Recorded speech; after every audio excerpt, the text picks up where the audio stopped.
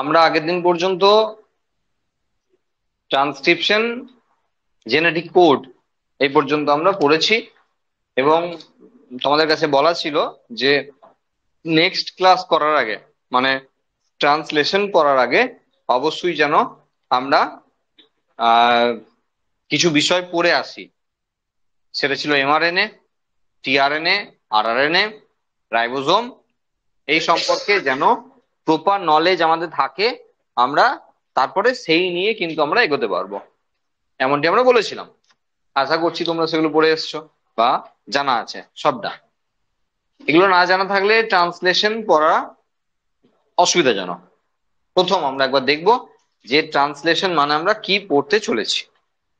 দেখো, আমরা জানি যে একটা নিউক্লিয়াস, তার ভেতর ডিএনএ ছিল এবং সেখান থেকে আমরা বলেছিলাম একটা এমআরএনএ তৈরি হয়েছিল এবং সেই পদ্ধতি আমরা আগের দিন পড়েছি অ্যাজ এ ট্রান্সক্রিপশন। এবার সেই এমআরএনএটা বাইরে বেরিয়ে এসছে এবং তারপর রাইবোজোমের কাছে এসছে এবং রাইবোজোমের এই সাব ইউনিটের মধ্যে, দুটি সাব ইউনিটের মধ্যে এসে প্রবেশ করবে। তবে যেমনটা গল্প করার সময় মনে হয় তেমন কিন্তু এক্স্যাক্টলি ঘটনাটা ঘটে না। এখানে অনেক রকম বিষয় আছে, সেগুলো আমাদের জানতে হবে। মোদ্দা কথা এটা যে এখানে এই এমআরএনএ কিভাবে একটি প্রোটিন তৈরি করবে তার প্রসিডিওর আমরা এখানে পড়বো। আচ্ছা, এখানে আবারও বলে রাখার মতো বিষয় রয়েছে, সেটা হলো আমরা যে ট্রান্সলেশন পড়বো তা অবশ্যই প্রোক্যারিওটিক সেলের, ইউক্যারিওটিক সেলের নয়। যদি ইউক্যারিওটিক সেলের ট্রান্সলেশন হতো তাহলে সেক্ষেত্রে প্রসিডিওর কিন্তু আরো জটিল হতো। আমরা কিন্তু প্রোক্যারিওটিক সেলের ট্রান্সলেশন করবো, সেই জন্য এক্ষেত্রে যা দেখবো তাতেই কিন্তু জটিলতা কমের ওপরেই দেখবো। আচ্ছা, যেমন আমরা বলে রেখেছিলাম যে রেপ্লিকেশন বা ট্রান্সক্রিপশনের সময় ইনিশিয়েশন, ইলংগেশন এবং টার্মিনেশন তিনটে ফেজ রয়েছে। এখানেও কিন্তু একই রকম ভাবে ইনিশিয়েশন, ইলংগেশন এবং টার্মিনেশন ফেজ রয়েছে। তো প্রথমে আমরা যদি বলি যে ইনিশিয়েশন, তাহলে সেক্ষেত্রে কাজ করে ইনিশিয়েশন ফ্যাক্টর 1, ইনিশিয়েশন ফ্যাক্টর 2 এবং ইনিশিয়েশন ফ্যাক্টর 3। এই তিনটে ফ্যাক্টর এখানে কাজ করে। আচ্ছা, এরপরে আমরা পড়বো ইলংগেশন।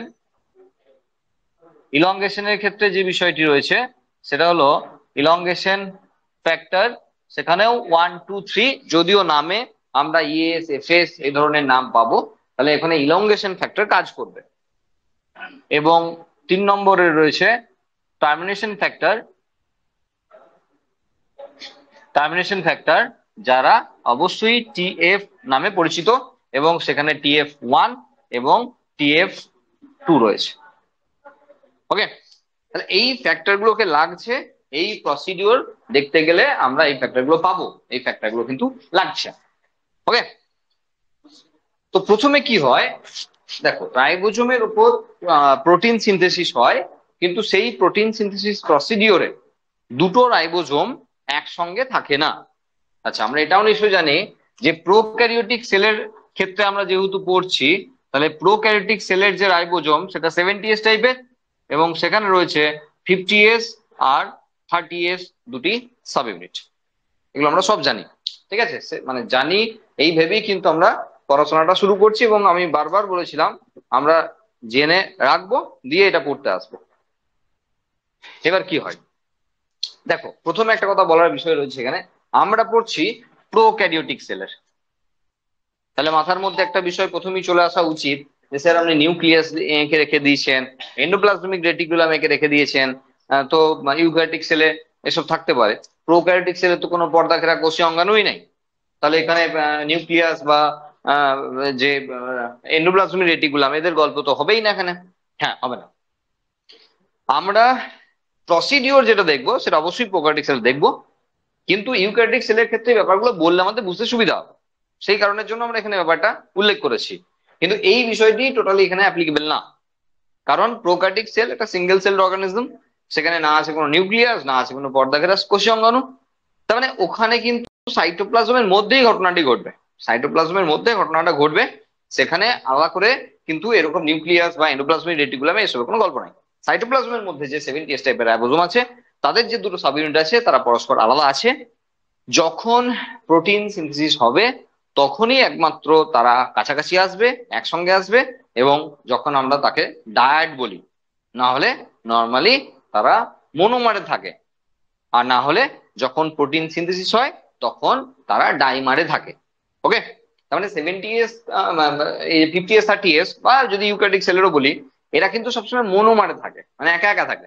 যখন প্রোটিন সিনথেসিস হয় তখনই একমাত্র এরা ডাইমার কন্ডিশন আসে। ঠিক আছে, তার মানে আমরা শুরু করব অবশ্যই মনোমার দিয়ে শুরু করব, এবং পরে আমরা দেখাবো যে কিভাবে ডাইমার তৈরি হয়। দেখো, এমআরএনএ সাপোজ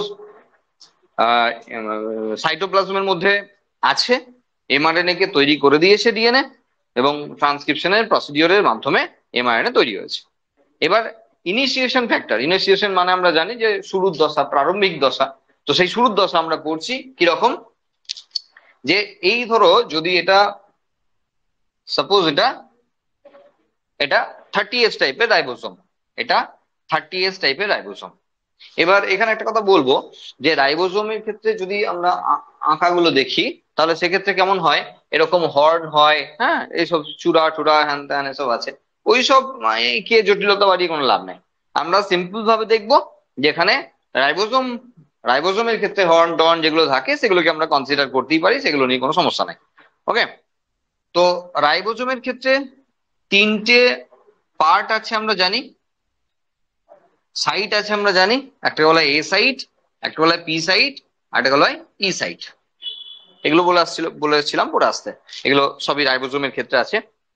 তাহলে এ সাইট মানে হলো ধরো অ্যাকসেপ্টর সাইট, পি সাইট মানে তোমার পেপটাইডাল সাইট, এবং ই সাইট মানে হলো এক্সিট সাইট। তাহলে এখানে এ সাইটের অর্থ হলো কোনো কিছু অ্যাকসেপ্ট করে এই দিক দিয়ে, পি সাইটের অর্থ হলো পেপটাইডাল সাইট, মানে এখানে পেপটাইড বন্ড তৈরি হয়, আর ই সাইট মানে যে এখানে অ্যাকসেপ্ট করেছিল, যে এখানে এসেছিল সেই দিক দিয়ে এক্সিট করবে, সেই অনুযায়ী এখানে নামগুলো করা আছে। এই যে 30S সাব ইউনিট প্রোক্যারিওটিক সেলের ক্ষেত্রে, এই প্রোক্যারিওটিক সেলের 30S সাব ইউনিটের সঙ্গে প্রথম এসে বাইন্ড করে ওই এমআরএনএ, যে ট্রান্সক্রিপশন পদ্ধতিতে তৈরি হয়েছিল। তাহলে সেই এমআরএনএটাকে আমরা এইভাবে জাস্ট এঁকে দিলাম, এবং এখানে আমরা 5' টু 3' দিয়ে রাখলাম, এবং এক একটা জায়গায় তিনটে করে বেস বসে, এর গল্প আমরা বহুবার করেছি। যার মানে দাঁড়ালো এক একটা সাইটে একটা করে অ্যামাইনো অ্যাসিড বসতে পারে, একটা করে কোডন আছে, এটা তো আমরা বলতে পারি।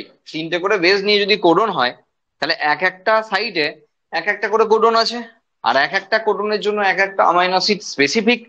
তার মানে এক একটা অ্যামাইনো অ্যাসিড এক একটা সাইটে এসে একবারে বসতে পারে। ওকে, আচ্ছা, এইসব ঘটনা ঘটার আগে এখানে বলেই দিই, এতটা যখন বলে দিয়েছি, এই এই যে এমআরএনএ এর সঙ্গে রাইবোজোমের 30S সাব ইউনিট মানে স্মলার সাব ইউনিট কে বাইন্ড করতে যে হেল্প করেছে, তার নাম হলো ইনিশিয়েশন ফ্যাক্টর 3। ইনিশিয়েশন ফ্যাক্টর 3, এই যে ইনিশিয়েশন ফ্যাক্টর 3 সেই কাজে হেল্প করলো। ওকে, এর পরের বিষয় হলো এর পরের বিষয় হলো যে এই যে ইনিশিয়েশন হবে তার আগে একটা ঘটনা ঘটে। কি ঘটনা? সেটা হলো অ্যামাইনো অ্যাসিড টিআরএন এর অ্যাক্টিভেশন হয়। অ্যামাইনো অ্যাসিড টিআরএন এর অ্যাক্টিভেশন হয়। তাহলে সেটা আগে আমাদের দেখে নিতে হবে যে অ্যামাইনো অ্যাসিড টিআরএন এর অ্যাক্টিভেশন কিভাবে হয়। দেখো, তাহলে আমরা দেখছি amino acid tRNA activation, activation, amino acid tRNA activation মানে, মানে হলো, আচ্ছা এটা আমরা বুঝতে পারি কারণ এটা প্রোক্যারিওটিক সেলে চলছে, আমরা একবার বোঝানোর জন্য দিয়ে রেখেছিলাম, ঠিক আছে, কিন্তু এটাকে আমাদের আর আপাতত দরকার নাই, তাই আমরা সাইডে মুছে দিলাম। দেখো, যখন এখানে অ্যামাইনো অ্যাসিড গুলো আসবে তার অনেক আগে থেকেই কিন্তু অ্যামাইনো অ্যাসিড টিআরএনএ এর সঙ্গে বাইন্ড করে আছে, এবং সেটা একবার নয় একাধিকবার আমরা এই নিয়ে আলোচনা করেছি যে এরা কিন্তু আসার আগে থেকেই বাইন্ড করে থাকে। তার মানে দাঁড়ালো যে অ্যামাইনো অ্যাসিডের সঙ্গে যদি টিআরএনএ বাইন্ড করে থাকে, তাহলে কিভাবে বাইন্ড করেছে? দেখো কিরকম হয়, সেটা হলো অ্যামাইনো অ্যাসিড, সেটা হলো অ্যামিনো অ্যাসিড প্রথমে এটিপির সঙ্গে বাইন্ড করে, অ্যাডনোসিন ট্রাইফসফেট তার সঙ্গে বাইন্ড করে, এবং এখানে যে এনজাইমটি কাজ করে সে হলো amino acid tRNA synthetase, amino acyl tRNA synthetase. এটি উৎসেচক, যে উৎসেচকটি প্রথমে অ্যামিনো অ্যাসিডের সঙ্গে এটিপি কে বাইন্ড করায়।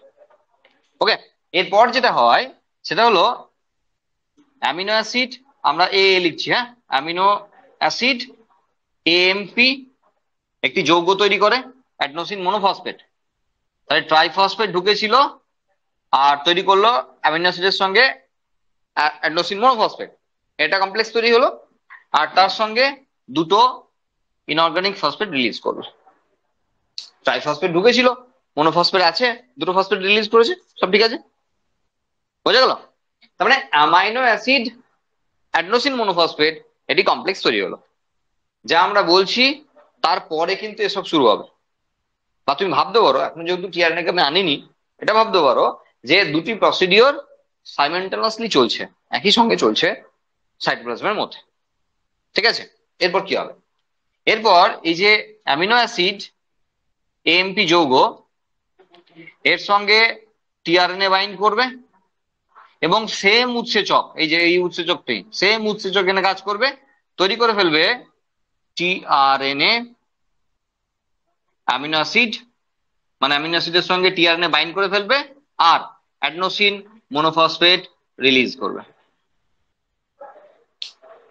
তার মানে এই জায়গাটায় আমরা দেখতে পাচ্ছি অ্যামাইনো অ্যাসিড, যদি এটা হয় টিআরএনএ, সাপোজ এটা হয় টিআরএনএ, সে একটি অ্যামাইনো অ্যাসিডের সঙ্গে বাইন্ড করে বসে আছে, তার যেরকম অ্যান্টিকোডন আছে সেই অনুযায়ী আগে থেকেই ও বাইন্ড করে বসে আছে। ঠিক আছে, এরকম বিষয় কিন্তু এখানে রয়েছে। তার মানে প্রথমে যখন আমাদের ট্রান্সলেশন পড়বে তখন প্রথমেই এটাকে ফিগার আউট করে দিতে হবে। এটাকে আমরা দেখিয়ে দেবো যে টিআরএনএ অ্যাক্টিভেশন কিভাবে হলো। অ্যাক্টিভেশন হওয়ার পর এখানে এসে আমাদের শুরু করতে হবে ইনিশিয়েশন। যদি ইনিশিয়েশন পড়ে, ইলংগেশন জেনারেলি পড়ে না, টার্মিনেশন পড়লে অ্যাক্টিভেশনে দেখানোর প্রয়োজন পড়বে না, ডাইরেক্টলি টার্মিনেশনালি হবে। ঠিক আছে, কি পড়বে সেটা আমরা জানি না, যেমন পড়বে তেমন উত্তর লিখতে হবে। আরেকটা বিষয়, ট্রান্সলেশন পদ্ধতিটি বর্ণনা করো এমন আসবে না। ঠিক আছে, মানে আসা মানে অসম্ভব প্রায়, কারণ এত বড় প্রসেস একসঙ্গে লেখা সম্ভব নয়, সুতরাং আসবে না, এটা ধরে নিয়ে চলতে পারো। ঠিক আছে, চল তাহলে এখানে ফিরে আসি আমরা। ইনিশিয়েশন ফ্যাক্টর 3 এমআরএনএ কে নিয়ে এসে 30S রাইবোজোমের সঙ্গে বাইন্ড করে দিয়েছে। এইবার বাইন্ড করার ক্ষেত্রে তোমাকে একটা বিষয় মনে রাখতে হবে যে পি সাইটে আছে AUG, এমআরএনএ এর কথা বলছি, পি সাইটে AUG কে বসতেই হবে।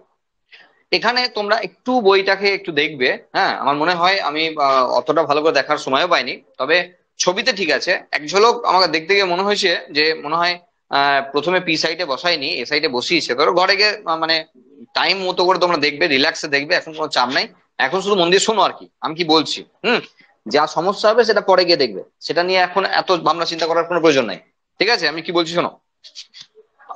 বলছি যে টিআরএনএ অ্যামাইনো অ্যাসিড কে আগে থেকে ধরে বসে আছে, তাহলে এরকম কয়েকটি টিআরএনএ যদি আমরা এখানে এঁকে দিই, ধরো সাপোজ এটা মিথিওনিন, এটা ভ্যালিন, এটা প্রোলিন, এটা আইসোলিউসিন, তাহলে এগুলো সব আছে না, আগে থেকেই ধরে বসে আছে। যখন এখানে আসে এমন নয় যে যেমন অর্ডার হয়েছে তেমন এসছে, অনেকজনই আসে, এসে ট্রাই মারে কার সঙ্গে ম্যাচ করবে।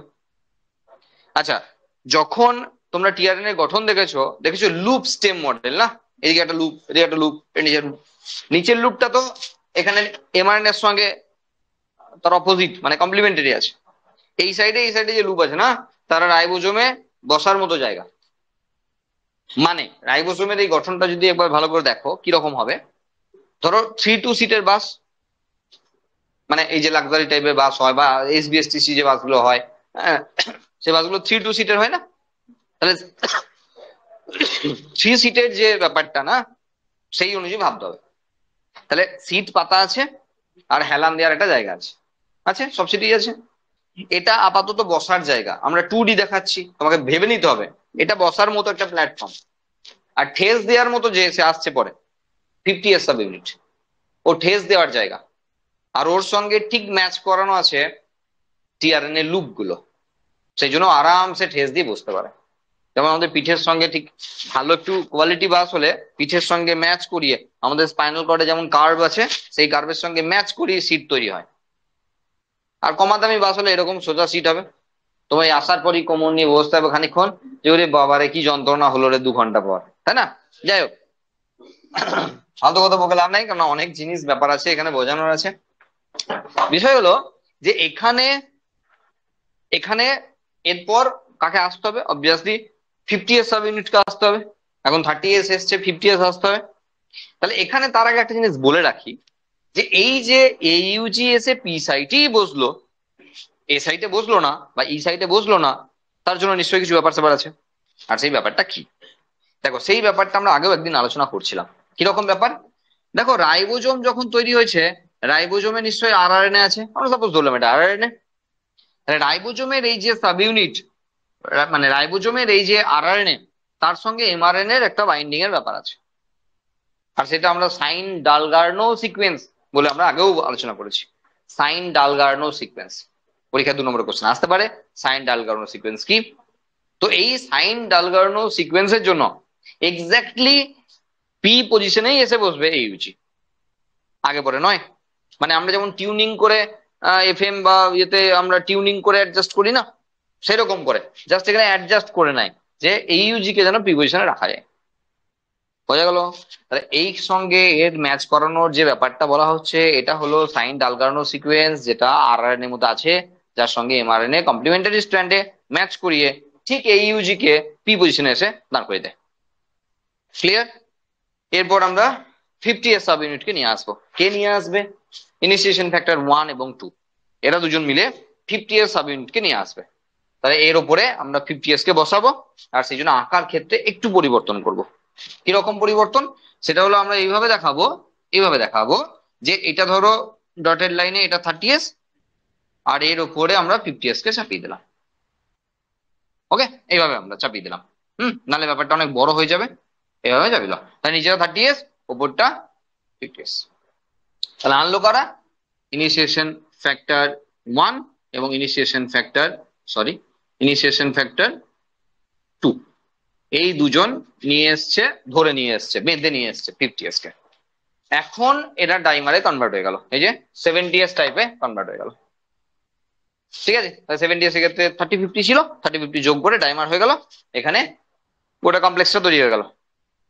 এরপর এরপর কি হবে? এরপর টিআরএনএ আসতে হবে, এরপর টিআরএনএ কে এসে বসতে হবে। আমরা আগেও বলছিলাম, বারবার বলছিলাম, যে যখন আমরা বলছি যে এখানে প্রথম এইউজি আছে, তার মানে এইউজি যার ক্ষেত্রে অ্যান্টিকোডনের ম্যাচ করানো আছে, এইউজি মানে তার ক্ষেত্রে এখানে যদি এইউজি হয়, তাহলে এখানে নিশ্চয়ই ইউএসি আছে, ইউএসসি আছে। তাহলে এইউজির কমপ্লিমেন্টারি হিসাবে ইউএসসি আছে, ইউএসসি আছে। তাহলে সেরকম ভাবেই এখানে এসে বসবে ইউএসসি। তাহলে আমরা সেই অনুযায়ী এখানে কমপ্লিমেন্টারি ম্যাচ করিয়ে আমরা একটি টিআরএনএ কে নিয়ে এসে বসিয়ে দিলাম, মন দিয়ে শুনবে। আর আমরা এখানে অ্যাড করলাম মেট, মানে মিথিওনিনকে আমরা একটু নাম্বারিং করে দিলাম। হ্যাঁ, এটা 1 নম্বর। তাহলে ফার্স্ট অ্যামাইনো অ্যাসিড এসে পি সাইটে বসবে। এরপর এরপর এরপর সাইড চেঞ্জ করবে। সাইড চেঞ্জ করা মানে কিরকম? ধরো তুমি সাপোজ তুমি ওই যে এসবিএসটি বাসে বা যে কোনো বাসে 3 সিটের বাসে 3 সিটে গোটা বাস ভর্তি, তুমি একমাত্র মেম্বার যে দাঁড়িয়ে আছো। তো দাঁড়িয়ে কোনো একটা জায়গায় জিজ্ঞাসা করলে যে কাছাকাছি কে নামবে, দেখলে একটা সিটে 3 জন বসে আছে, তার মধ্যে একজন কাছাকাছি নামবে, তুমি বলে রাখলে দাদা সিটটা আমাকে দেবেন।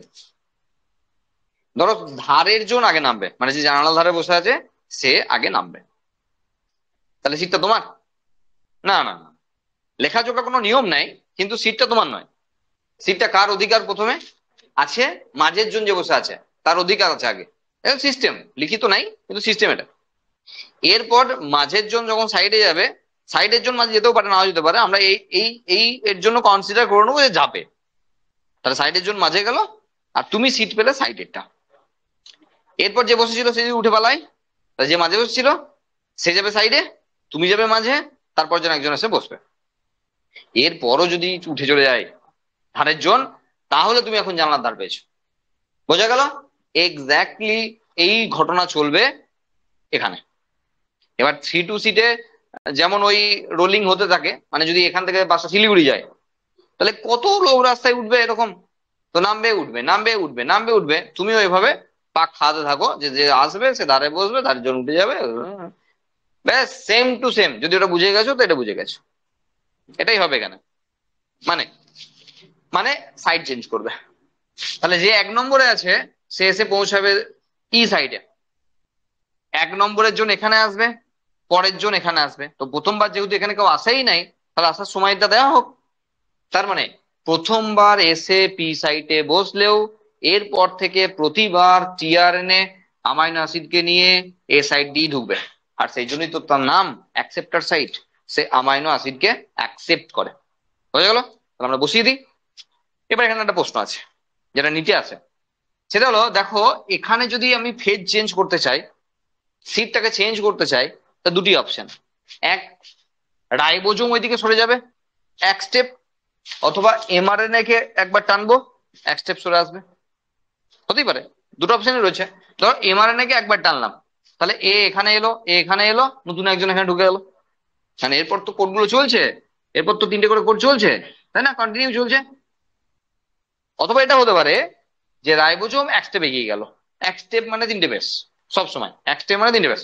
তাহলে 1 স্টেপ এগিয়ে গেল, যার মানে দাঁড়ালো ঠিক একই। প্রশ্ন হলো কোনটা, এমআরএনএ এদিকে সরে আসে না রাইবোজোম ওইদিকে সরে যায়? কোনটা কি মনে হয়, কোনটা হতে পারে?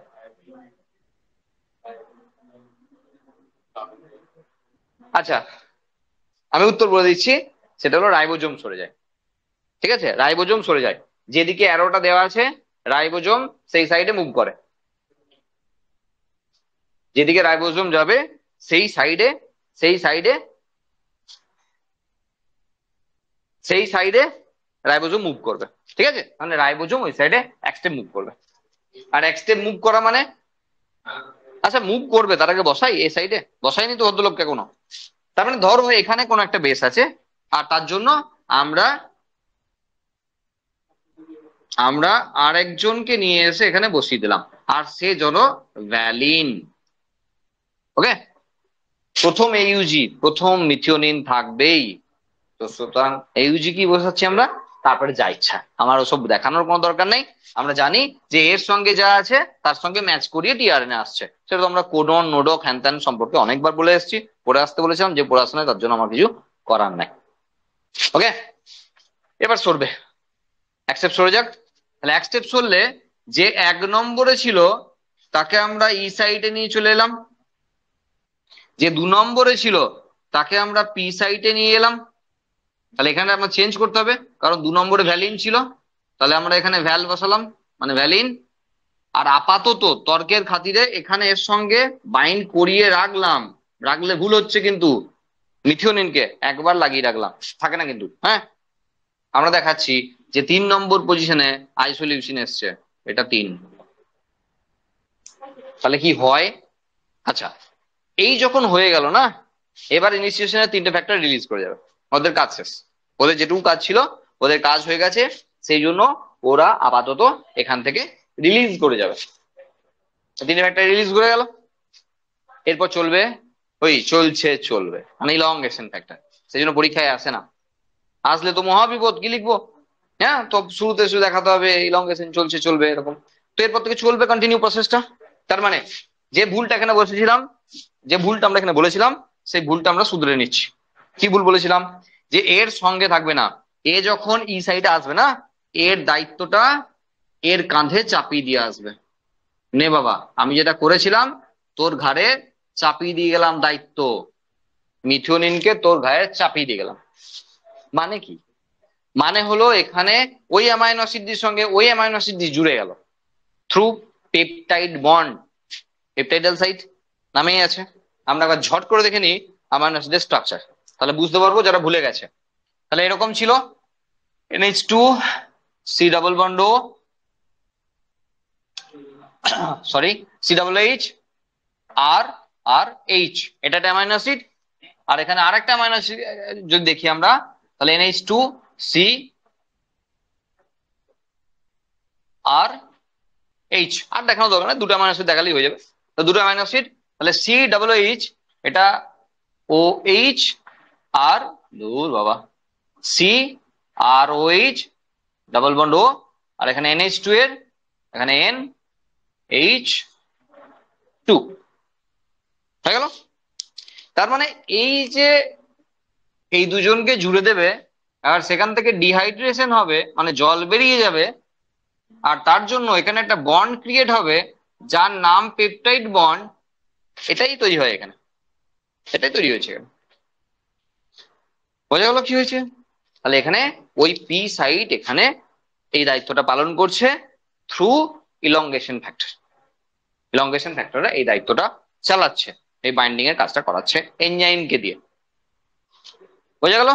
এরপর থেকে বাসের সিট চেঞ্জ, খুব সহজ গল্প, কন্টিনিউ বাসের সিট চেঞ্জ করে যাও। তার মানে যে 1 নম্বর এসেছিল সে এখন ফাঁকা হাতে বিদায় নেবে। যে 1 নম্বরে এসেছিল সে ফাঁকা হাতে বেরিয়ে গেল, 1 নম্বরে যে এসেছিল। তার মানে আমরা এখানে 2 নম্বর বসাবো, আমরা এখানে 3 নম্বর বসাবো, আমরা এখানে 4 নম্বর বসাবো। এর ফাঁকা হাতে গেছে, এর অ্যান্টিকোডন নির্দিষ্ট, তো অ্যামাইনো অ্যাসিড পুল থেকে গিয়ে ঝপ করে আবার একটা অ্যামাইনো অ্যাসিড ধরে নেবে through amino acyl tRNA transferase উৎসেচকের সাহায্যে। কারণ আমরা আগেই বলে রেখেছি এই অ্যান্টিকোডনটা ফিক্সড। তার মানে এ বাইরে বেরিয়ে গিয়ে আবার কাকে ধরবে? 1 নম্বর যদি হয় মিথিওনিন কি ধরবে, ও তো ফিক্সড আছে। তো মিথিওনিন কি আবার ধরে বসে থাকবে? আবার ওই রকম যখন অর্ডার আসবে আবার ঘুরে ফিরে আসবে, পরের জন যখন বেরিয়ে যাবে তাই হবে, তারপরের জন বেরিয়ে যাবে তাই হবে। বোঝা গেল? তার মানে আরেকবার ফেজটা চেঞ্জ করে দিই, 2 নম্বর বেরিয়ে চলে গেছে। তাহলে এখানে আমরা এখন আপাতত ধরো 2 নম্বরকে বার করে দিলাম, এখানে 3 নম্বর এখানে এসছে, 4 নম্বর এখানে এসছে।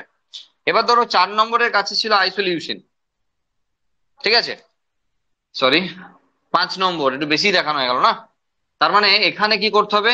প্রথমে বসাতে হবে মিথিওনিন, যেহেতু প্রথমে এসেছিল।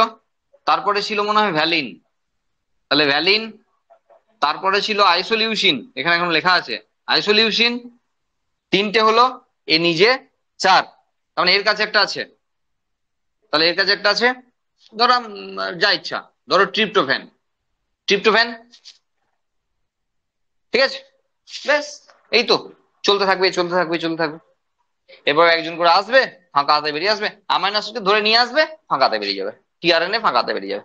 এইভাবে কন্টিনিউ চলবে ইলংগেশন প্রসেস। একটা একটা জিনের ক্ষেত্রে, একটা ডিএনএ এর ক্ষেত্রে জিন যত বড় তার এমআরএনএ তত বড়, তার পলিপেপটাইড চেন তত বড়। আমরা জানি নিশ্চয়ই protein equal to polypeptide chain, তাহলে অ্যামাইনো অ্যাসিড জুড়ে জুড়ে তৈরি হয় প্রোটিন। তার মানে জিনটা যত বড় হবে, আমরা তো সব পড়েই ফেলেছি, জিন যত বড় হবে অ্যামাইনো অ্যাসিড এমআরএনএ তত বড় হবে, আর এমআরএনএ যত বড় হবে এমআরএনএ কোডন তত বেশি হবে। যতগুলো কোডন থাকবে ততগুলো অ্যামাইনো অ্যাসিড এখানে যুক্ত হবে। তাহলে এখানে আমরা খানিকগুলো অ্যামাইনো অ্যাসিডকে এভাবে চলো করে রাখলাম। প্রথম কিন্তু আমরা একটা জিনিস দেবো, সেটা হলো মিথিওনিন। আচ্ছা, একটা কথা বলার আছে, সেটা হলো আমরা পড়ছি প্রোক্যারিওটিক সেলের। এখানে এইইউজি মানে কিন্তু শুরু মানে সেফ মিথিওনিন না, এখানে ফরমাইলেটেড মিথিওনিন অথবা নর্মাল মিথিওনিন, দুরকম মিথিওনিন আছে। তাহলে যখন আমরা এইভাবে লিখবো এফ মেট, আর না হলে এখানে মেট বলে একটা লেখা হয়, এটা নর্মাল আর কি। হ্যাঁ, এটা নর্মাল। অ্যাকচুয়ালি প্রথম যে এসে বসবে সে অবশ্যই এফ মেট, এটাই শুধু মনে রাখার মতো বিষয় আছে। মানে কি বলছি, বলছি কোডন তো সবার জন্য নির্দিষ্ট, আমরা বলেছিলাম কোডন ইজ ইউনিভার্সাল সবার জন্য, কিন্তু প্রোক্যারিওটিক সেলের যে স্টার্ট কোডন, প্রোক্যারিওটিক সেলের যে স্টার্ট কোডন, সেই কোডনটি শুধুমাত্র ফরমাইলেশন করানো আছে, মানে অ্যামাইনো অ্যাসিডটির ফরমাইলেশন করানো আছে, মানে মিথিওনিনই, কিন্তু ফরমাইলেটেড মিথিওনিন। সেইটুকু পার্থক্য ইউক্যারিওটিক সেলের সঙ্গে, বাকি সব। সেই জন্য আমরা এই শুরুতে আমরা এগমেট দেবো, বাকি সব জায়গায় একই চলবে। এরপরে যদি আসে শুধু মেট দেবো, এমমেট দেওয়ার দরকার নেই, প্রথমবার এমমেট, পরের গুলো আমরা নর্মালও দিতে পারি। এবার তুমি জানো, নিশ্চয়ই জানো, যে একবার মিথিওনিন এসছে বলে আর মিথিওনিন আসবে না তা তো নয়, কতবার আসতে পারে সে আমি কি করে জানবো? জিনে কি আছে? জিন যেমন যেমন করে আছে তেমন তেমন করে আসবে। তাহলে এরকম 50 বার মিথিওনিন আসতে পারে, 25 বার ভ্যালিন আসতে পারে, 20 বার আইসোলিউশন আসতে পারে, যা ইচ্ছে আসতে পারে, সেটা তো আমাদের জানা নেই। জিন যেমন হবে তেমন আসবে। ওকে, তাহলে চলছে চলছে চলছে চলছে, এই গল্পটা শেষ করতে হবে। এবার এবার চলাটা বন্ধ করতে হবে। এই করতে করতে করতে করতে না আমরা ধরে নিলাম যে এখানে স্টপ কোডন এসে হাজির হয়ে গেছে। মানে মানে এখানে যে কোড গুলো আসছিল না পর পর পর পর, এখানে কোড চলে এসছে ইউএএ অথবা সরি অথবা ইউএজি অথবা ইউজিএ। এই তিনজনের মধ্যে যে কোনো একজন, সবাই মিলে একসঙ্গে না, এই তিনজনের মধ্যে যে কোনো একজন সেখানে হাজির হবে।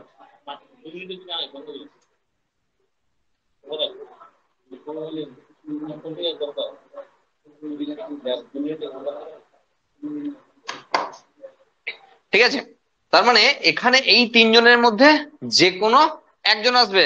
কেউ আবার মস্তান মেরে তিনজন কি করে দিও না জানো, তাই না? তিনটে কোডন তো আসতে পারে না একসঙ্গে, একটা এসছে। তাহলে এগুলো আমরা যেহেতু জানি, তাহলে আমরা বাকি দুজনকে মুছে দিলাম। স্টপ কোডন জানি, আমরা ননসেন্স কোডন জানি। যে কোনো তিনজনের মধ্যে একজন এখানে এসে উপস্থিত। হ্যাঁ, আচ্ছা, এগুলোকে কেন রেখেছি? এগুলো তো অনেক হাতে বিদায় নিয়েছে না, বুঝলাম। এই অবস্থা, এই অবস্থার জন্য অ্যাকচুয়ালি এ তো ননসেন্স, বোকা, কেউ নেই তো। তাহলে এসে কে বসবে? কেউ তো আসবেই না। দেখো প্রতিবার এখানে ঘাড় চেঞ্জ করছিল না, যা দায়িত্ব নিয়ে করেছে লোকের ঘাড়ে চাপিয়ে দিয়ে কেটে বললো। আবার এ যা করেছে লোকের ঘাড়ে চাপিয়ে দিয়ে কেটে বললো, এ যা করেছে লোকের ঘাড়ে চাপিয়ে দিয়ে কেটে বললো। এই তো কেসটা চলছিল। এবার এইরকম চলতে চলতে কি হবে, এরকম চলতে চলতে একটি ঘটনা ঘটবে। আর সেটা হলো কি, এখানে ধপ করে এসে বসবে একটা ভদ্রলোক, যার নাম, তাকে একটু ভোঁদাপাড়ায় আনলাম, হ্যাঁ, যার নাম হলো এই যে টার্মিনেশন ফ্যাক্টর। টার্মিনেশন ফ্যাক্টর, ঠিক আছে। বসে গেল, চুপচাপ এসে বসে গেল। একটা প্রসেস চলছিল আর ও এসে চুপচাপ বসে গেল, নে যা করবি করে এবার, মানে হেলদোল নাই কিছু। এরপর এরপর তো আর কিছু নেই। এ তো সেই সিট চেঞ্জের মতো চেঞ্জ করবে, কিন্তু ও তো আর চেঞ্জ করবে না, ও তো বসে পড়েছে থাপ করেছে। এইবার এ যখনই এই সাইডে শিফট করবে, ধরো আমরা বললাম যেটা 113 নম্বর, চলেছে তো অনেকক্ষণ না প্রসেসটা, তাহলে এটা 112 নম্বর, তাহলে 112 নম্বর বেরিয়ে গেছে। 113 নম্বর এখানে যখন আসবে, তাহলে হিসাব মতো 114 নম্বরকে আসতো তো। এবার আসার জন্য এখানে এটা তো কাটে, প্রতিবার কেটে ওর ঘাড়ে চাপাই, তো ঘাড়ি তো নাই, চাপাবো কোথায়? তার মানে এখান থেকে টুক করে কেটে বেরিয়ে গেল, টুক করে কেটে বেরিয়ে গেল। এটা তো প্রোক্যারিওটিক সেলের জন্য, ভালো করে মন দিয়ে শুনবে, এটা তো প্রোক্যারিওটিক সেলের জন্য। কিন্তু আমাকে যদি ভালো করে বুঝতে হয়, তাহলে আমাকে ইউক্যারিওটিক সেলেরটা আরেকবার আনতে হবে। ঠিক আছে, তাহলে ইউক্যারিওটিক সেলেরটা আমরা আরেকবার দেখাই, নাহলে বুঝতে পারবো না, বুঝলেন তো? প্রোক্যারিওটিক সেলের দেখে সবটা বোঝা যাবে না। আর দেখো ইউক্যারিওটিক সেলে কি হয় সেটা আমাদের জেনে রাখা উচিত। সেটা হলো, দেখো এখানে চলছিল ট্রান্সলেশন প্রসিডিওর। এই যখনই এখানে কেটে গেল না, তখনই একটা অ্যামাইনো অ্যাসিডের চেন, আমি বেশি পাকালাম না, হ্যাঁ, অ্যামাইনো অ্যাসিডের চেন এটা, মানে এই গোল আছে গোল আছে গোল আছে গোল আছে, আশা করি বুঝতে পারছো। যখনই হয়ে যাবে তখনই এটা সঙ্গে সঙ্গে ভেসিকেল দিয়ে প্যাক করে দেবে। আর এটাকে বলা হয় প্রোটিনের 1 ডিগ্রি স্ট্রাকচার। আমরা ক্লাস 11-এ বায়োমলিকুলস পড়ার সময় পড়েছিলাম প্রোটিনের structure, 1 degree, 2 degree, 3 degree, 4 degree. এরপর চলে আসবে সিধা গলগি বাটিতে। গলগি বাটিতে এই 1 ডিগ্রি স্ট্রাকচার ঢুকে যাবে, এরকম করে ফিউজ করে ঢুকে যাবে। এখানে এসে আচ্ছা করে হিজিবিজি করবে, মানে আরো কমপ্লিকেশন বাড়াবে, দিয়ে 2 ডিগ্রি, 3 ডিগ্রিতে কনভার্ট হবে। যখন এখান থেকে বেরোচ্ছে তখন একবারে রেডিমেড সে কাজের জন্য উপযোগী জিনিস। প্রোটিন হতে পারে, এনজাইম হতে পারে, যা ইচ্ছা হতে পারে, জিন যা বলছিল তাই হয়েছে আর কি। আর এটা হলো প্রোটিনের 3 ডিগ্রি স্ট্রাকচার। এ নিশ্চয়ই গলগি বডি বুঝতে পারছো। তাহলে এটা যদি, এই প্রসিডিওর যদি ট্রান্সলেশন হয়, তাহলে এটা ট্রান্সলেশনের পরবর্তী ঘটনা। আর সেই জন্য একে বলা হয় post translational translational modification. Modification ভীষণ ইম্পর্টেন্ট একটা জিনিস। পোস্ট ট্রান্সলেশনাল মডিফিকেশন কি, সেটা হলো, দেখো এখানে সাপোজ দেখো এখানে মিথিওনিন আছে, তাহলে কি বলছো যে প্রত্যেকটা প্রোটিনে মিথিওনিন আছেই আছে? না, অনেক প্রোটিন রয়েছে যেখানে মিথিওনিন নাই, একটা মিথিওনিন নাই। মিথিওনিন তার জন্য লিমিটিং অ্যামাইনো অ্যাসিড, মানে যে প্রোটিনে যে অ্যামাইনো অ্যাসিডটি অনুপস্থিত থাকে তাকে তার লিমিটিং অ্যামাইনো অ্যাসিড বলে। তাহলে ধরো কোন একটি প্রোটিনের ক্ষেত্রে আমরা বলছি লিমিটিং অ্যামাইনো অ্যাসিড রয়েছে, লিমিটিং অ্যামাইনো অ্যাসিড হলো মিথিওনিন, তাহলে তার মিথিওনিন নাই, একটাও নাই। তাহলে কি হলো স্যার, আপনি বললেন এতক্ষণ ধরে যে মিথিওনিন স্টার্ট কোডন, মিথিওনিন দিয়ে শুরু করেছে, ওই তো এখানে কেটে বাদ, লাগবে না। শুরুতে হয়েছিল, তৈরি করার সময় লেগেছিল, কিন্তু পরে মডিফিকেশন করতে গিয়ে চেঞ্জ করে দিয়েছে, এটা ওটা লাগবে না, বাদ। বোঝা গেল কি বললাম? এই পোস্ট আমরা যখন বায়োটেকনোলজি পড়বো, আমরা কিছু কথা তুলবো। ইনসুলিন প্রোডাকশন আমাদের আছে সিলেবাসে, যখন বলবো না তখন বলবো যে প্রোক্যারিওটিক সেলেও আমরা ইনসুলিনের চাষ করতে পারি, আমরা ইউক্যারিওটিক সেলেও পারি। তাহলে প্রোক্যারিওটিক সেলে চাষ করার কি সুবিধা, ইউক্যারিওটিক সেলে চাষ করার কি সুবিধা, দুটোর ক্ষেত্রে সুবিধা অসুবিধা নিয়ে আমরা আলোচনা করবো। আর তখন একটা কথা বলবো যে প্রোক্যারিওটিক সেলে পোস্ট ট্রান্সলেশনাল মডিফিকেশন হয় না। কেন? গলগি বডি নাই তো, তা যে করবে সেই তো নাই। সেই জন্য প্রোক্যারিওটিক সেলে যে ইনসুলিন পাবো সেটাকে আমরা রেডিমেড ইনসুলিন বলতে পারি না, কিন্তু ইউক্যারিওটিক সেলে যে আমি ইনসুলিন পাবো সেটা রেডিমেড ইনসুলিন। কারণ সেখানে পোস্ট ট্রান্সলেশনাল মডিফিকেশন করা আছে, কেটে কুটে এক্স্যাক্টলি যা লাগবে তাই করে দিয়েছে সেল নিজেই। বোঝা গেছে? সুন্দরভাবে বোঝা গেছে যে এখানে ট্রান্সলেশন চলছে রাইবোজোমের কাছে, আর গলগি বডিতে চলছে পোস্ট ট্রান্সলেশনাল মডিফিকেশন। এবার তুমি বলবে স্যার প্রোক্যারিওটিক সেলে কি হয় বলুন। দেখো প্রোক্যারিওটিক সেলে এগুলো হয় না, কারণ ওখানে তো বললাম তো পোস্ট ট্রান্সলেশনাল মডিফিকেশন হয় না। তাহলে এই যে প্রোটিনটা তৈরি হলো, এই প্রোটিনটা ভেসিকেলের মধ্যে বাইন্ড করে যাবে এবং তারপর তার নির্দিষ্ট যে গন্তব্য সে গন্তব্যে পৌঁছে যাবে। তার জন্য এইটাই ব্যবস্থা। আমাদের তো অত জেনে লাভ নাই ও কোথায় যাবে, যেখানে ইচ্ছা যাক, জাহান্নামে যাক, আমাদের জানার দরকার নেই। আমাদের কাজ হলো, দেখবে তোমাদের বইতেও দেওয়া আছে প্রোটিনের 1 ডিগ্রি স্ট্রাকচার, এটা যদি হয় সিম্পল পলিপেপটাইড চেন, এরপরে দেখবে আলফা হেলিক্স, এগুলো লিখতে হয় না, এগুলো তোমরাও লিখবে না এখন, যেহেতু নতুন রেডিশন এসছে সেই জন্য এগুলো একটু চালু করেছে, নাহলে এগুলো কোনো প্রয়োজন নাই। বিটা প্লেটেড সিট, হ্যাঁ এগুলো আমরা ক্লাস 11-এ পড়াই। এটা হলো 2 ডিগ্রি স্ট্রাকচারের দুটো ফরম্যাট, সে গোল প্রোটিন হবে না।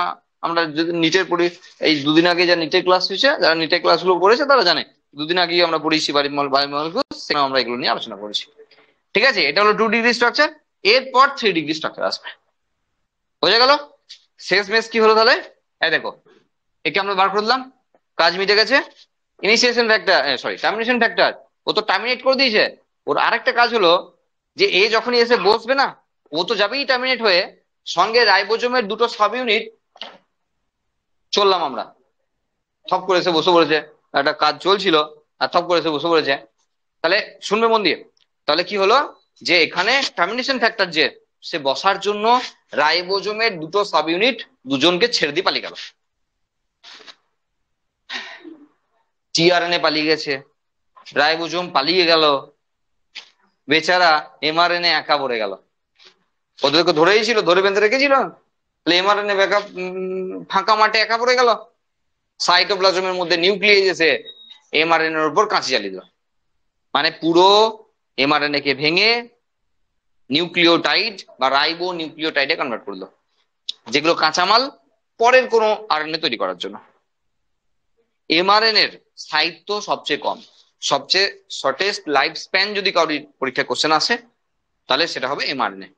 যদি এই এমআরএনএ থেকে যেত তাহলে কি হতো বলছিলাম, সেটাও গল্প, যে ঘুরে ফিরে এসে বারবার প্রোটিন তৈরি করতো, এ ঘুরতো ফিরতো আবার সেকেন্ড ঢুকে যেত, ঘুরতো ফিরতো এসে ঢুকে যেত। তাহলে এক টুকরো মাংস খেয়েছি তখন লাগতো পেপসিন, মাংস কোথায় তারপর দিন পালিয়ে গেছে অন্য জায়গায়, তখনও পেপসিন তৈরি করেই যাচ্ছে করেই যাচ্ছে। এমন কি দরকার আছে?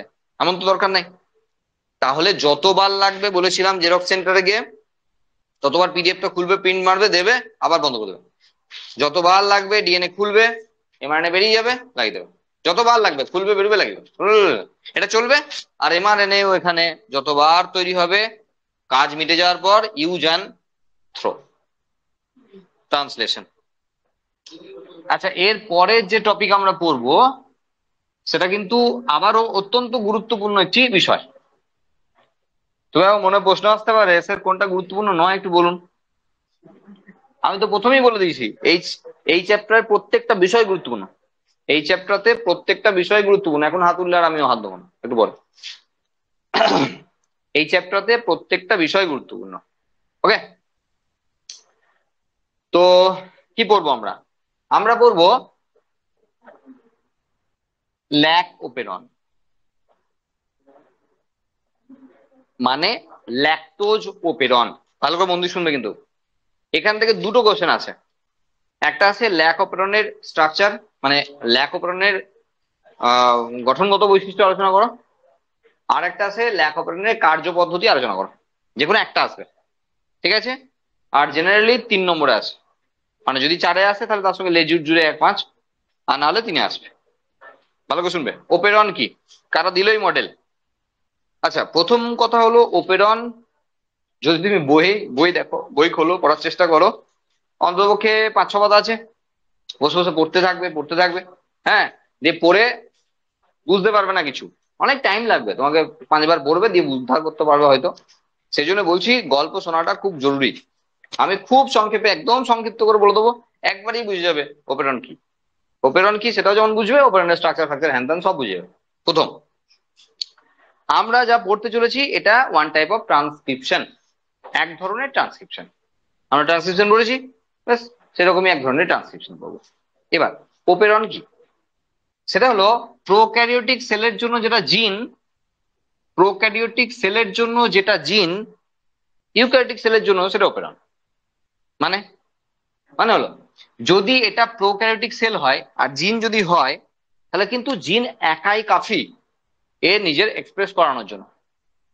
কিন্তু ইউক্যারিওটিক সেল তা, সরি, ইউক্যারিওটিক সেল জিন একাই কাফি, ও নিজের এক্সপ্রেশন নিজেই করে দেবে। কিন্তু প্রোক্যারিওটিক সেল তা পারে না। কি করে? আরো কিছু লোকজনের সাহায্য লাগে, আরো কিছু লোকজনের সাহায্য লাগে। আগে আছে আরো কিছু জন, মানে কিছু কিছু জায়গা আছে আর কি, সেই জায়গাগুলো আমরা বলবো, দেখাবো। তাহলে প্রোক্যারিওটিক সেলের যখন আমরা এটাকে জিন বলছিলাম, ইউক্যারিওটিক সেলের ইকুয়াল টু ওপেরন।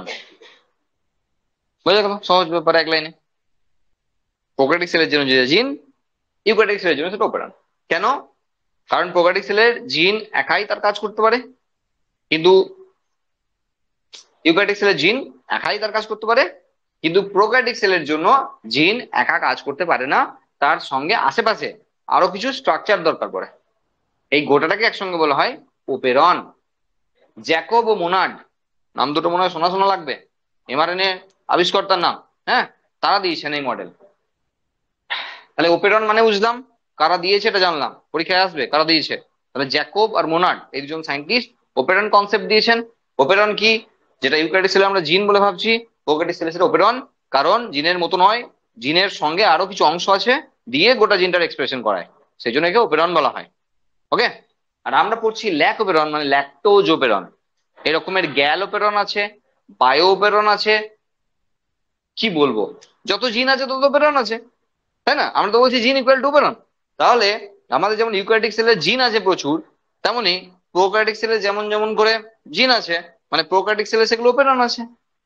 তাহলে এক একটা প্রোক্যারিওটিক সেলে যত জিন আমরা বলতেই পারি, তত ওপেরন রয়েছে। বোঝা গেল? জিন না বলে আমরা বলবো ওপেরন। আচ্ছা, আমরা অন্য যে কোনো জায়গায় বলেছিলাম কি এরকম কথা? বলিনি। তাহলে এখানে পড়ছি বলে বলছি, না হলে আমরা আবারও সেই যখন নর্মালি আলোচনা করব, আমরা বলবো প্রোক্যারিওটিক সেলের এই জিন এক্সপ্রেস করবে এই ওই সব সব এইসবই বলবো। কিন্তু পার্টিকুলারলি যখন এটাই পড়ছি তখন ভুলটা বলবো না। বুঝে গেছি ওপেরন কি, বুঝেছি কাদের জন্য পড়ছি, বুঝেছি ওয়ান টাইপ অফ ট্রান্সক্রিপশন, বুঝেছি জ্যাকব মোনার্ডের নাম শুনেছি। ব্যাস, এবার দেখবো ল্যাক ওপেরনের গঠন। ওকে, দেখ কিরকম ল্যাক ওপেরনের গঠন। সেটা হলো যে আমরা বোঝানোর সুবিধার্থে এমআরএনএ কে 2 লাইনে আঁকছি। ডাবল লাইনে, ঠিক যেমন আরএনএ কে এঁকেছিলাম তেমন আমরা, সরি এটা ডিএনএ, হ্যাঁ, তেমন আমরা ডিএনএ কে ডাবল লাইনে আঁকলাম। ঠিক আছে, আচ্ছা এখানে প্রো বি আর টিএসএক্স, এটা কিছু না, এই দুটো জিনের মাঝে আছে, এই অপারেটরটি এই দুটো জিনের মাঝে আছে। ঠিক আছে, এগুলো এগুলো অন্য জিন আর কি, অন্য অপারেটর আছে ওই আশেপাশে, তার মাঝে এই ল্যাক অপারেটরটি আছে। এখানে মন দিয়ে শুনবে কিন্তু, হ্যাঁ, এখানে সাপোজ এইখান থেকে আমরা করলাম ল্যাক জেড, আমরা এখানে করলাম ল্যাক ওয়াই, আর এখানে করলাম ল্যাক এ। এগুলো কি? এগুলো হলো স্ট্রাকচারাল জিন, এগুলোকে বলা হয় সাংগঠনিক জিন বা স্ট্রাকচারাল জিন। মানে এখানেই আলটিমেট জিনিসটা আছে। মানে কি হয় এখান থেকে, এটা যদি ডিএনএ হয় তাহলে এখান থেকে এমআরএনএ তৈরি হয় একটা, এখান থেকে তাহলে একটা আলাদা এমআরএনএ তৈরি হয়, আর এখান থেকে একটি এমআরএনএ তৈরি হয়। আমরা একটু আগে বলছিলাম না যে অপারেটর হলো এক ধরনের ট্রান্সক্রিপশন, এই তো ট্রান্সক্রিপশন হলো। ট্রান্সক্রিপশনের পর কি কি হয়? ট্রান্সলেশন হয়, মানে প্রোটিন তৈরি হয়, আর সেই প্রোটিন এখানে এনজাইম তৈরি করে। সেজন্য প্রোটিনের স্টেপটা দিচ্ছি না, ডাইরেক্টলি এনজাইমের নাম লিখছি। ল্যাক জেড থেকে বিটা গ্যালাক্টোসাইডেজ,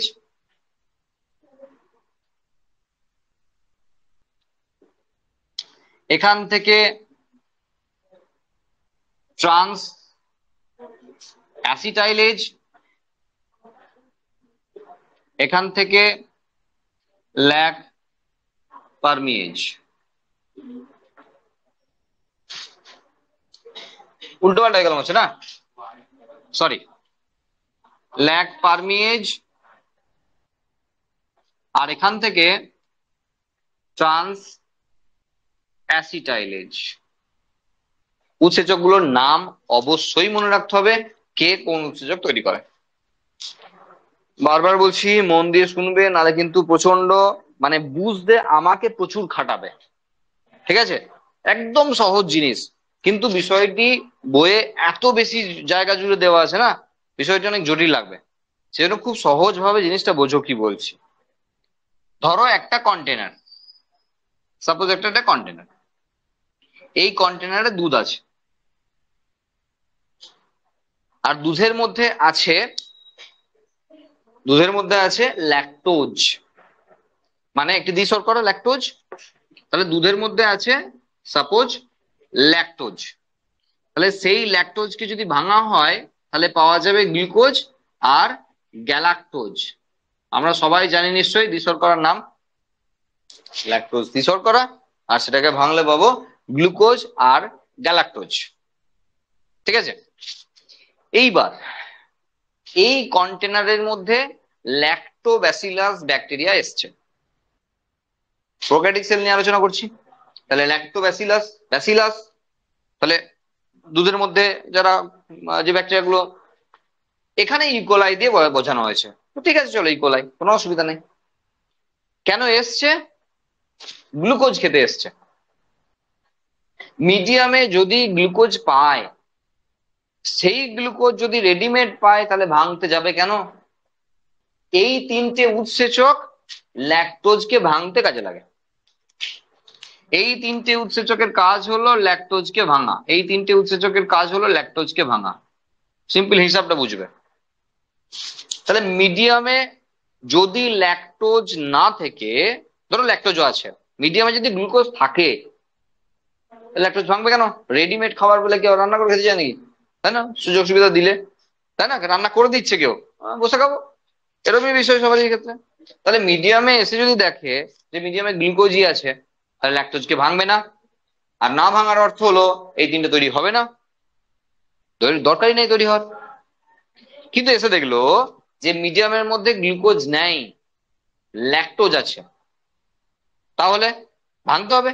ভাঙতে গেলে এই তিনটে এনজাইম তৈরি করতে হবে। এটা হলো ফান্ডা, এখানকার গল্প এটা। এই তিনটে এনজাইমকে তৈরি করতে হবে ওকে। আমরা এই অপেরণে এটাই পড়তে চেষ্টা করছি, এই তিনটে উৎসেচক তৈরি করতে হবে কি হবে না। আবারও বলছি, যদি গ্লুকোজ থাকে তো তৈরি করতে হবে না, আর যদি ল্যাকটোজ থাকে তো তৈরি করতে হবে। বোঝা গেল? আবার একবার স্ট্রাকচারে ফিরে আসি। দেখো এটাকে তো বলেছি আমরা সাংগঠনিক জিন বা স্ট্রাকচারাল জিন, তাই না? আমরা নাম দিয়েছিলাম কি? স্ট্রাকচারাল জিন। তাহলে স্ট্রাকচারাল জিন। ওকে, এর আগে ল্যাগ জেড এর আপস্ট্রিমে, আমরা আপস্ট্রিম ডাউন স্ট্রিম বলে দিয়েছি ট্রান্সক্রিপশন পড়ানোর সময়, তাহলে এখন বলবো না। তাহলে এর আগে মানে আপস্ট্রিম, তাহলে এখানে আছে ল্যাক ও মানে অপারেটর, ল্যাক ও এর আপস্ট্রিমে আছে ল্যাক, সরি, ল্যাক পি মানে প্রমোটার, এর আগে আছে আপস্ট্রিমে ল্যাক আর মানে রেগুলেটর। রেগুলেটর হতে পারে, রেগুলেটরে হতে পারে ইন্ডিউসার, আচ্ছা লিখে দিই হ্যাঁ, নাহলে ইন্ডিউসার অথবা রিপ্রেসার। ইন্ডিউসার মানে যে ইন্ডিউস করবে, যে এই পদ্ধতিটিকে আরো চালাতে সাহায্য করবে, যে উদ্দীপিত করবে বাংলায়। আর রিপ্রেসার মানে যে চেপে দেবে, মানে চাইবে না যে হোক, তা দুজন মিলে রেগুলেট করবে, সো ভাই রেগুলেটর। ল্যাক পি এর কাজ হলো প্রোমোটার, যার কাজ হলো পলিমারেজ বসানো। আচ্ছা, এটা যদি ট্রান্সক্রিপশন হয় তাহলে কি করতে হবে? ডিএনএ থেকে এমআরএনএ তৈরি করতে হবে না? তাই কি লাগবে? আরএনএ পলিমারেজ, এই তো। আরএনএ পলিমারেজ বসার জায়গা, তাহলে এটা হলো আরএনএ পল বসার জায়গা। কারণ এটা প্রথম থেকে বলে আসছি, এটা একটা ট্রান্সক্রিপশন। তাহলে এই পদ্ধতিতে যে উৎসেচক ভূমিকা পালন করবে তার নাম পলিমারেজ, তাহলে পলিমারেজ লাগবে এখানে। তাহলে P for polymerase, P for promoter, P P মিলে গেল, ব্যাস, মনে রাখার কোনো গন্ডগোলই নাই যে পি হলো আমাদের পলিমারেজ বসার জায়গা। বোঝা গেল? ল্যাক ও হলো অপারেটর, ঠিক আছে? এবার ল্যাক ও এর কি কাজ সেটাই ভালো করে বুঝবে, হ্যাঁ, সেটা ভালো করে বুঝবে। ল্যাক ও এর কি কাজ দেখো, আমরা একটা কাজ করি। প্রথমে এই যে রেগুলেটর না, রেগুলেটরের একটা ছবি আঁকি। মানে রেগুলেটরও এরকম, যেখান থেকে এমআরএনএ হয়, দিয়ে সাপোজ বোঝানোর স্বার্থে আমরা বলছি যে এখানে একটা প্রোটিন তৈরি হয়েছে, আর যে প্রোটিনটা দেখতে সাপোজ এরকম, এরকম, হ্যাঁ। আচ্ছা, এখানে একটু বক্সের মতো করলাম, এরকম। হুম। আচ্ছা, ল্যাক ও এখানে একটা বক্সের মতো করলাম, এগুলো সব বোঝানোর জন্য করা, এরকম। মানে এটা গোটাটাই, মানে এটা গোটাটাই আর কি, ঠিক আছে? এর সঙ্গে এটা এক্সট্রা, ঠিক আছে? মানে দেখেই বুঝতে পারছি এ কেমন যেন এখানে ম্যাচ করিয়ে বসার মতো জায়গা, সেরকম এখানে করা হচ্ছে, চেষ্টা করা হচ্ছে। বোঝা গেছে এই পর্যন্ত? এবার ভালো করে ঠান্ডা মাথায় চিন্তা করো। ধরো এইরকম একটা স্ট্রাকচার আছে, এরকম আছে, অনেক আছে, মিডিয়ামের মধ্যে আছে আর কি, এটা মিডিয়ামের মধ্যে আছে। আর এই রকমের একটা স্ট্রাকচার আছে, একজন গ্লুকোজ আর একজন ল্যাকটোজ, সরি, একজন গ্লুকোজ, হ্যাঁ ঠিকই বলেছি, একজন ল্যাকটোজ, ঠিক আছে? একজন গ্লুকোজ একজন ল্যাকটোজ। তাহলে এই প্রসেসটা কখন চালানোর দরকার আছে একটু বলো মন দিয়ে, ভালো করে ভেবে। এই প্রসেসটা চলুক কখন চাইবো? এই প্রসেসটা চলুক কখন চাইবো? যখন গ্লুকোজ নেই, মানে ল্যাকটোজ আছে। উল্টোটা বলতে পারি, যখন মিডিয়ামে ল্যাকটোজ আছে, বা আমরা বলতে পারি গ্লুকোজ নেই। দেখো, এটা ভাবতে হবে তোমাকে, গ্লুকোজের প্রেজেন্স অর অ্যাবসেন্স, ল্যাকটোজের প্রেজেন্স অর অ্যাবসেন্স, মানে চারটে ফ্যাক্টর কাজ করছে এখানে। দুটো বলতে পারো, আবার একটু অন্যরকম ভেবে এটাও বলতে পারো, গ্লুকোজের প্রেজেন্স অর অ্যাবসেন্স মানে গ্লুকোজের অ্যাবসেন্স মানে ল্যাকটোজের প্রেজেন্স, আর ওই উল্টোটা, ভাইস ভার্সা। ক্লিয়ার? ক্লিয়ার? আচ্ছা, তাহলে এখানে এটা কখন যাবে? পলিমারে যদি ওইদিকে চলে যায়, ধরো পলিমারে যেদিকে চলে গেল, তাহলে কি হবে? এখান থেকে টুক করে এটা, এখান থেকে টুক করে এটা, এখান থেকে টুক করে এটা তৈরি হয়ে যাবে। তাহলে এই পলিমারেজটাকে ওইদিকে ছোটাতে হবে। ছুটবে কখন? যখন এইরকম করে, আচ্ছা এটা কালার তো এটাই দিয়েছি, এটাই দিই, এরকম করে হাতা মতো কেউ এখানে বসে যাবে না, এখানে এসে বসে যাবে না, তখন যাবে। কেন বলছি? আমরা বোঝানোর চেষ্টা করছি যে এলে পলিমারেজ যাওয়ার রাস্তাটাকে আটকে দিয়েছে। এ যদি এখান থেকে এসে এখানে বসে যায়, তাহলে আমরা ধরে নিলাম পলিমারেজটা ওইদিকে আর যেতে পারছে না। কেন? রাস্তাটা বন্ধ করে দিয়েছে। আর কখন যাওয়ার দরকার নাই? যখন মিডিয়ামে গ্লুকোজ আছে, যখন মিডিয়ামে গ্লুকোজ আছে, তাই না? তখন তো যাওয়ার দরকার নাই। কিন্তু মিডিয়ামে যদি ল্যাকটোজ থাকে, তাহলে সেই ল্যাকটোজকে আমরা এখানে বসিয়ে দেবো। তাহলে সেই ল্যাকটোজকে আমরা এখানে বসিয়ে দিলাম, হ্যাঁ, কালারটা চেঞ্জ করলাম, এই কালারটাই, হ্যাঁ, মিডিয়ামে আমরা ল্যাকটোজকে বসালাম। তাহলে এই ল্যাকটোজ এসে যখন মিডিয়ামে বসে যাবে, তখন কি হবে, এখান থেকে এটা যেতে পারবে না। যদি ল্যাকটোজ আছে তাহলে কি হবে, তাহলে সেই ল্যাকটোজ সেখানে বসে পড়বে। ল্যাকটোজ যদি এখানে বসে পড়ে তো জায়গাটা ব্লক করে দিয়েছে, তার মানে এ যাবে না, এ তো কি আর বসবে না, না, কারণ এ বসার জায়গা তো এ দখল করে দিয়েছে, তার মানে এখানে যাবে না। তার মানে পলিমারেজ আরামসে চলে গেল ওইদিকে, এনজাইম তৈরি হয়ে গেল, এসে ভেঙে দিল ল্যাকটোজকে, তো ল্যাকটোজ এখানে গ্লুকোজে কনভার্ট হয়ে গেল, আর সেই গ্লুকোজ ইকোলাই হোক বা ল্যাক্টোব্যাসিলাস হোক তারা খাবে। সিম্পল ব্যাপার। আর এখানকার এই ছবির সঙ্গে যেহেতু এটা ম্যাচ করে না, তো গ্লুকোজ থাকলে এখানে গিয়ে বসে না, তার মানে ও তখন এখানে গিয়ে বসে যায়, তখন আর পলিমারেজ যায় না, দরকারই কি, কারণ গ্লুকোজ আছে। তার মানে এই পদ্ধতির, যদি বলি যে এই পদ্ধতিকে চালাতে সাহায্য করবে, যে চালাতে সাহায্য করবে, হ্যাঁ, সে হলো এখানকার ইন্ডিউসার, আর যে এখানে বাধা দেবে সে হলো রিপ্রেসার, ল্যাকটোজ অ্যান্ড গ্লুকোজ, তাই না? প্রসেসটা ইনডিউসড করবে কখন, যখন মিডিয়ামের মধ্যে ল্যাকটোজ আছে। তাহলে ল্যাকটোজ থাকলে মিডিয়ামে সেটা প্রসেসটিকে ইনডিউসড করবে, আর যদি গ্লুকোজ থাকে তাহলে রিপ্রেস করবে। একটু খটোমটো লাগবে ব্যাপারটা, সেই জন্য আগে হজম করে নিতে হবে ব্যাপারটা। ব্যাপারটা খুব ইজি ব্যাপার। প্রথমে তোমাকে বুঝতে হবে যে পলিমারেজ যে পি সাইটে বসে, অপারেটর যে অপারেট করে, রেগুলেটর যে রেগুলেট করে, রেগুলেটরের সঙ্গে সম্পর্ক আছে ইনডিউসার আর রিপ্রেসারের।